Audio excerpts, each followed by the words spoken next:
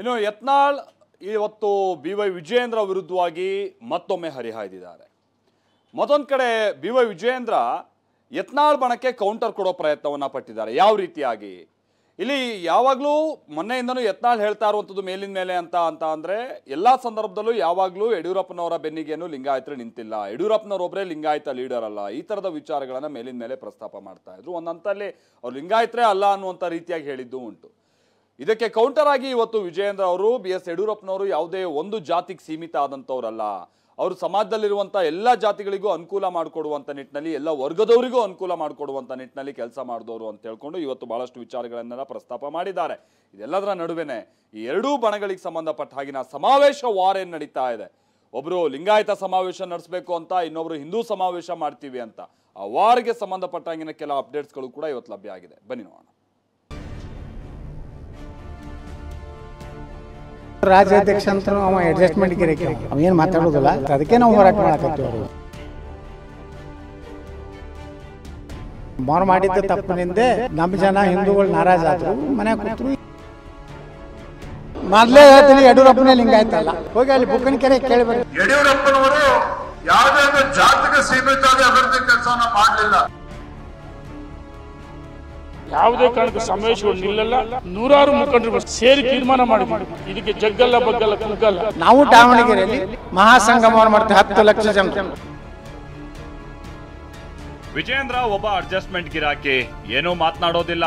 ನಮ್ಮ ವಿಪಕ್ಷ ನಾಯಕ ನೋಡಿದ್ರು ಏನೇನೋ ಮಾತನಾಡ್ತಾನೆ.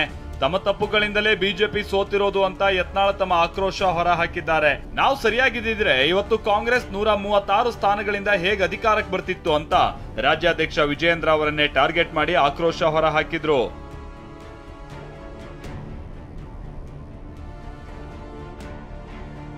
BYV ಒಬ್ಬ ಅಡ್ಜಸ್ಟ್ಮೆಂಟ್ ಗಿರಾಕಿ ಎಂದ ಯತ್ನಾಳ್. ಇವನ್ ನಮ್ಮ ವಿರೋಧ ಪಕ್ಷ ನಾಯಕರು ನೀನೇ ಮಾತಾಡುತ್ತಾರೆ. ಪಾಕಿಸ್ತಾನ ಬತ್ತು, ಯಾವ ಹಿಂದೂಗಳು ಬರ್ತಾನೆ ನೀ ಮಾತಾಡು. ಉಳಿಕಿದ ಅವಂತೂ ರಾಜ್ಯಾಧ್ಯಕ್ಷ ಅಂತೂ ಅವ ಅಡ್ಜಸ್ಟ್ಮೆಂಟ್ ಗಿರಕ್ಕೆ ಅವೇನು ಮಾತಾಡೋದಿಲ್ಲ. ಅವರಿಂದ ನ್ಯಾಯ ಸಿಗೋದಿಲ್ಲ, ಅದು ಗೊತ್ತಾಗಿತ್ತು. ಅದಕ್ಕೆ ನಾವು ಹೋರಾಟ ಮಾಡಕತ್ತೀವಿ. ಅವರು ನಮ್ಮ ತಪ್ಪಿನಿಂದಲೇ ಹಿಂದೂಗಳಿಗೆ ಈ ಸ್ಥಿತಿ ಎಂದ ಯತ್ನಾಳ್. DJ-ಹಳ್ಳಿ KG-ಹಳ್ಳಿ ಗಲಾಟೆ ಆದಾಗ್ಲೂ ನಮ್ಮವ್ರು ಏನೂ ಮಾಡಿಲ್ಲ, ನಮ್ಮವ್ರು ಮಾಡಿದ ತಪ್ಪಿನಿಂದಲೇ ಹಿಂದೂಗಳಿಗೆ ಈ ಪರಿಸ್ಥಿತಿ ಅಂತ ಶಾಸಕ ಯತ್ನಾಳ್ ಕಿಡಿಕಾರಿದ್ರು.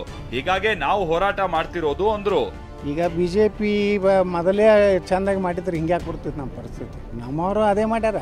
ಅವಾಗೇ ಯಾವುದು DJ-ಹಳ್ಳಿ ಒಳಗೆ ಒಂದು 4 ಎನ್ಕೌಂಟ್ರ್ ಮಾಡಿ ಖಲಾಸ್ ಮಾಡಿದ್ರೆ, ಹುಬ್ಬಳ್ಳಿ ಒಳಗೆ ಒಂದು 4 ಎನ್ಕೌಂಟ್ರ್. ಅಲ್ಲಿ ಒಬ್ಬ ಮುಲ್ಲಾ ಬಂದು ಪೊಲೀಸ್ ಜೀಪ್ ಮ್ಯಾಗ ನಿಂತು ಕುಣಿತಾನೆ, ಭಾಷಣ ಮಾಡ್ತಾನೆ, ಪೊಲೀಸ್ ಆಫೀಸರ್ಗಳು ಹೊಡಿತಾರೆ. ನಮ್ಮವ್ರು ಏನು ಮಾಡ್ಯಾರ? ನಮ್ಮವ್ರು ಏನು ಭಾಳ ದೊಡ್ಡ ಸಮಿತಿ ಮಾಡ್ಯಾರ. ನಮ್ಮವ್ರು ಮಾಡಿದ್ದ ತಪ್ಪಿನಿಂದ ನಮ್ಮ ಜನ ಹಿಂದೂಗಳು ನಾರಾಜ್ ಆದರು, ಮನೆ ಕೂತರು. ಇದು ಈ ಕೆಟ್ಟ ಸರ್ಕಾರ 136 ಬರ್ಬೇಕಾದ್ರೆ ನಮ್ಮ ಆಗಿನ ಬೇಸರ ನಮ್ಮ ಹಿಂದೂಗಳಿಂದಲೇ ನಾವು ಸೋತಿದ್ದೀವಿ ಹೊರತು ಇದಕ್ಕೆ ಯಾರೂ ಕಾರಣ ಅಲ್ಲ. BSY ಯಾವುದೇ ಜಾತಿಗೆ ಸೀಮಿತ ಆಗಿಲ್ಲ ಎಂದ BYV.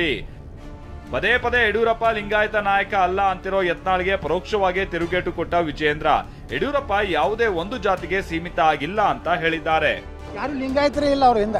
ಮೊದಲೇ ಹೇಳ್ತೀನಿ, ಯಡಿಯೂರಪ್ಪನೇ ಲಿಂಗಾಯತ ಅಲ್ಲ. ಮಂಡ್ಯದಲ್ಲಿ ಆ ಲಿಂಗಾಯತರು ಅವ್ರ ಕುಟುಂಬನೇ ಅಲ್ಲ, ಅದು ಯಾವುದೋ ಬೆಳಗಾರ ಸೆಟ್ ಯಾವುದೋ ಒಂದು ಬೇರೆ ಐತದ. ಸುಮ್ಮನೆ ಲಿಂಗಾಯತ ಅಂತ ಹೇಳಿ ಪೋಸ್ ಕೊಡ್ತಾ ಇರ್ತಾರೆ. ಯಡಿಯೂರಪ್ಪ ಲಿಂಗಾಯತರೇ ಅಲ್ಲ. ಹಾಗಾದ್ರೆ ಹೋಗಿ ಅಲ್ಲಿ ಬುಕ್ಕನಕೆರೆ ಕೇಳಿಬರ್ರಿ. ಬುಕ್ಕನಕೆರೆಗೆ ಒಂದು ಪ್ರವಾಸ ಮಾಡಲ್ಲ, ಹಿಂಗೆ ಕಾರ್ ತೊಗೊಂಡು ಹೋಗಿ ಹಿಂಗೇನೋ ಮಾಡ್ತಿರಲ್ಲ. ಹಂಗೆ ಮಾಡಿ ಹೋಗಿ ಕೇಳ್ರಿ ಏನೇನು. ಯಡಿಯೂರಪ್ಪನವರು ಯಾವುದೇ ಜಾತಿಗೆ ಸೀಮಿತವಾಗಿ ಅಭಿವೃದ್ಧಿ ಕೆಲಸವನ್ನ ಮಾಡಲಿಲ್ಲ.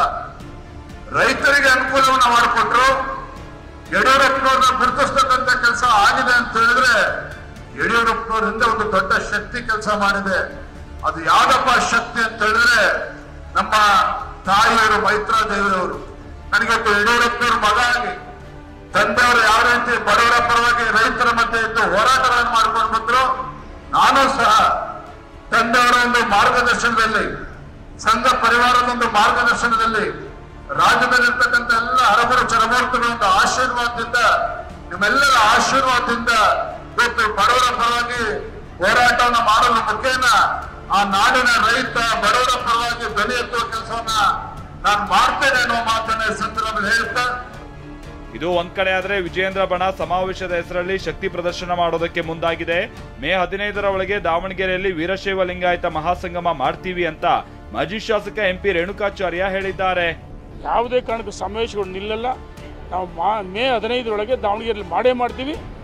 ಯಾರು ಏನ್ ಬೇಕಾದ್ರೂ ಹೇಳಿ, ಇದಕ್ಕೆ ಜಗ್ಗಲ್ಲ ಬಗ್ಗಲ್ಲ ಕುಗ್ಗಲ್ಲ. ನನಗೆ ಗೊತ್ತು.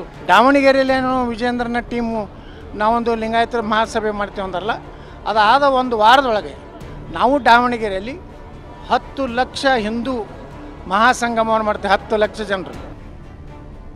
ಅದೇನೇ ಹೇಳಿ, ಬಿಜೆಪಿ ಬಣ ಬಡಿದಾಟ ಹಾಗೆಯೇ ಇದ್ರೇನೆ ಕಾಂಗ್ರೆಸ್ಗೆ ಒಂದ್ ರೀತಿಯಲ್ಲಿ ಲಾಭ. ಬಿಜೆಪಿ ಪಕ್ಷದಲ್ಲೇ ಸಮಸ್ಯೆಗಳು ಹೆಚ್ಚಿದ್ರೆ ಇನ್ನೆಲ್ ಸರ್ಕಾರದ ವಿರುದ್ಧ ವಿಪಕ್ಷ ನಾಯಕರು ಹೋರಾಡೋದಕ್ಕೆ ಸಾಧ್ಯ? Bureau report, TV9.